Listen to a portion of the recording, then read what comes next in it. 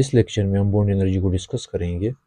तो average amount of energy required to break all bonds in 1 mole of gaseous substance. 1 mole आपने consider करना है। आप यूँ समझे कि 1 मोल गैसियस सब्सटेंस है, उसमें आपने बॉन्ड तोड़ना है, तो उसके लिए जो एनर्जी चाहिए उसको बॉन्ड एनर्जी कहा जाता है। यहाँ पर हमने हाइड्रोजन मॉलिक्यूल कंसीडर किया हुआ है, इसका 1 मोल है, तो इस हाइड्रोजन मॉलिक्यूल के बॉन्ड तोड़ने के लिए जो एनर्जी चाहिए इसको आप कहेंगे बॉन्ड एनर्जी। अब हाइड्रोजन मॉलिक्यूल के बॉन्ड्स अगर आपने तोड़ने हो तो ये हाइड्रोजन एटम्स में कन्वर्ट हो जाएगा और इसका 1 मोल आपने कंसीडर करना है, लेना है, ये स्टैंडर्ड। तो जो एनर्जी आपको चाहिए ये एनर्जी का हमने दिया हुआ है, ये एनर्जी यहाँ पर आकर इस बॉन्ड को ब्रेक डाउन कर रही है।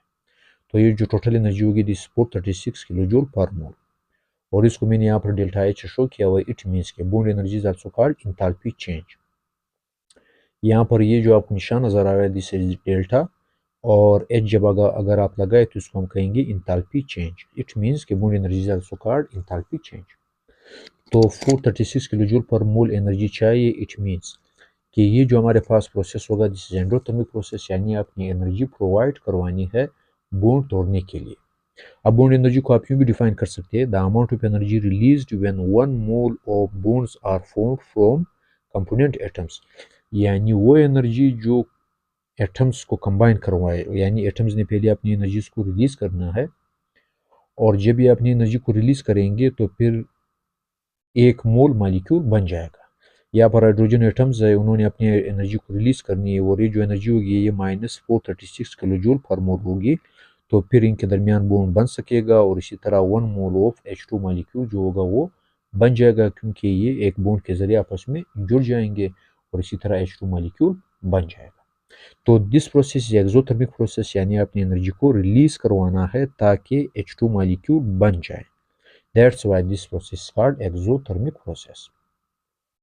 यूनिट देखते हैं बॉन्ड एनर्जी का, this kilo joule per mole, यानी जो बॉन्ड एनर्जी का यूनिट होगा this is kilo joule per mole. फिर फैक्टर्स इफेक्टिंग बॉन्ड एनर्जी, यानी कौन से असरात है या कौन से असर है जो बॉन्ड एनर्जी पर असरानंदाज होते हैं। तो वो फैक्टर जो होंगे, फर्स्ट फैक्टर होगा इलेक्ट्रोनेगेटिविटी डिफरेंस। तो यहाँ पर दिखाया हुआ है HCl की बॉन्ड एनर्जी ज़्यादा है, HF की बॉन्ड एनर्जी ज़्यादा है HCl से, HCl की फिर ज़्यादा होगी HBr से, और HBr की ज़्यादा होगी हाइड्रोजन आयोडाइड से। इन सब में जो बॉन्ड एनर्जी ज़्यादा है वो HF की ज़्यादा है, और इनमें जो बॉन्ड एनर्जी कम है वो हाइड्रोजन आयोडाइड की कम। इट मीन्स आप यहाँ पर फर्ज कर लिए HF है, हाइड्रोजन के इलेक्ट्रोनेगेटिविटी को मैंने फर्ज किया हुआ है 2 है, और क्लोरीन का मैंने फर्ज किया हुआ है 8 है, यानी क्लोरीन जो वो बहुत ज़्यादा इलेक्ट्रोनेगेटिव। सारे पीरियोडिक टेबल में जो सबसे ज़्यादा इलेक्ट्रोनेगेटिव है वो फ्लोरीन।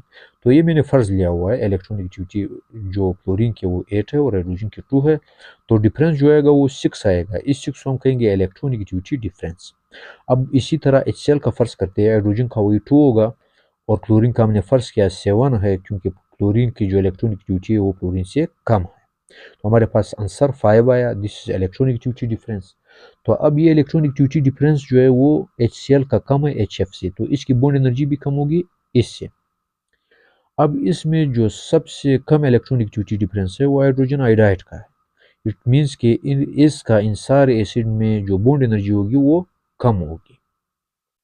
तो इस तरह हमने ये सीक्वेंस दिया हुआ है, तो हाइड्रोजन क्लोराइड की सबसे ज़्यादा होगी और हाइड्रोजन आयोडाइड की सबसे कम होगी बॉन्ड एनर्जी।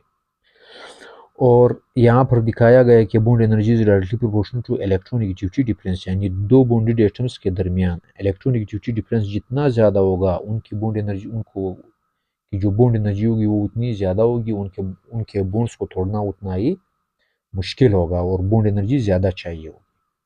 फिर इसके बाद जो दूसरा फैक्टर है, फैक्टर इफेक्टिंग बॉन्ड एनर्जी, वो मल्टीपल बॉन्ड्स है। यहाँ पर दिखाया गया है नाइट्रोजन नाइट्रोजन के दरमियान सिंगल बॉन्ड है, और यहाँ पर नाइट्रोजन नाइट्रोजन के दरमियान डबल बॉन्ड है, यहाँ पर नाइट्रोजन नाइट्रोजन एटम के दरमियान ट्रिपल बॉन्ड है। तो ट्रिपल बॉन्ड को तोड़ना मुश्किल है, दैट्स वाई हम कहेंगे कि यहाँ पर जो बॉन्ड एनर्जी होगी ज़्यादा होगी as compared to nitrogen nitrogen atom double bond, और इसकी जो बॉन्ड एनर्जी होगी वो ज़्यादा होगी नाइट्रोजन नाइट्रोजन सिंगल बॉन्ड से इस मॉलिक्यूल में।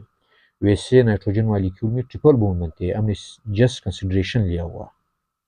तो यहाँ पर bond energy of N2 having triple bond is greater than nitrogen molecule in which there are double bonds between nitrogen atoms, two nitrogen atoms, and this one is still then I bond energy than nitrogen atoms single bond in nitrogen molecule। तो यहाँ पर N2 जो है वो triple bond जुड़े हुए, इसकी bond energy ज़्यादा होगी। नाइट्रोजन एटम जो डबल बॉन्ड से इनसे, और इनकी फिर ज़्यादा होगी नाइट्रोजन एटम सिंगल बॉन्ड से। तो हमने सीक्वेंस दिया हुआ है ग्रेटर और ग्रेटर का है, इस इट मीन्स की इसकी बॉन्ड एनर्जी सबसे ज़्यादा और इसकी सबसे कम। फिर इसके बाद और bond energy is directly proportional to multiple bonds, यानी बॉन्ड्स बॉन्डेड एटम्स में जितने ज़्यादा होंगे उनकी बॉन्ड एनर्जी उतनी ही ज़्यादा होगी।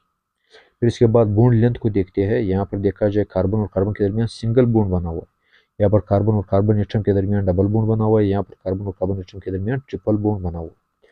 तो अब ये जो ट्रिपल बॉन्ड वाला है, इनकी बॉन्ड लेंथ सबसे कम होगी और इनकी बॉन्ड एनर्जी सबसे ज़्यादा होगी। फिर अगर कार्बन कार्बन एटम के दरमियान जो डबल बॉन्ड को देखा जाए तो इसकी बॉन्ड एनर्जी ज़्यादा है, इससे क्योंकि इन दोनों का बॉन्ड लेंथ कम है कार्बन कार्बन सिंगल बॉन्ड से। तो इन तीनों को अगर कंपेयर किया जाए, इसकी बॉन्ड एनर्जी सबसे ज़्यादा, यानी ये फर्स्ट वन पर सबसे ज़्यादा होगा, ये सेकंड नंबर पर होगा और इस मॉलिक्यूल का थर्ड नंबर पर होगा।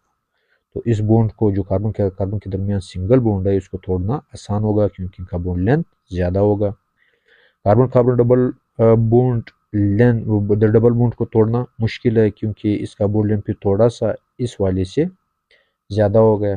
फिर कार्बन कार्बन ट्रिपल बॉन्ड को अगर देखा जाए, यहाँ पर बॉन्ड लेंथ और कम हो गया इन एटम्स के दरमियान जो कि इस मॉलिक्यूल में मौजूद है, तो इसको तोड़ना और मुश्किल हो जाएगा। तो बॉन्ड लेंथ यहाँ से उस तरफ इंक्रीज हो रहा है।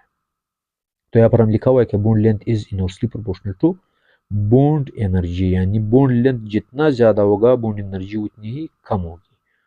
और बॉन्ड लेंथ किस पर डिपेंड कर रहा है, या तो नंबर ऑफ बॉन्ड्स पर डिपेंड कर रहा है, या फिर बॉन्ड लेंथ पर डिपेंड कर रहा है, या फिर एटॉमिक साइज पर डिपेंड कर रहा है। तो अब हम एटॉमिक साइज को देखते हैं। एटॉमिक साइज में यानी किसी भी मॉलिक्यूल में एटम का साइज जितना बड़ा होगा उसकी बॉन्ड एनर्जी उतनी ज़्यादा होगी क्योंकि उस मॉलिक्यूल का बॉन्ड लेंथ उतना ही ज़्यादा होगा। अब ये आयोडीन एटम है, इसका ये एटॉमिक साइज है, ये दूसरा आयोडीन एटम है, ये इसका एटॉमिक साइज। जब ये आपस में मिले तो इनका जो आयोडीन मॉलिक्यूल का जो बॉन्ड लेंथ होगा वो ज़्यादा होगा, इसीलिए इसको कम एनर्जी चाहिए इस मॉलिक्यूल को तोड़ने के लिए, इस आयोडीन मॉलिक्यूल को तोड़ने के लिए।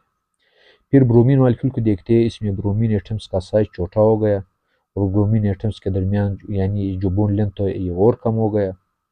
जब ये कम होगा तो बॉन्ड एनर्जी Br2 की या ब्रोमीन मॉलिक्यूल की ज़्यादा होगी आयोडीन मॉलिक्यूल से। फिर एटॉमिक साइज क्लोरीन मॉलिक्यूल में देखते हैं। क्लोरीन का एटॉमिक साइज आप यूँ समझिए कि ये छोटा है, तो जब इसने दूसरे क्लोरीन एटम के साथ बॉन्ड बनाया तो बॉन्ड लेंथ और कम हो गया क्लोरीन मॉलिक्यूल में, तो अब इसको तोड़ना और मुश्किल हो जाएगा।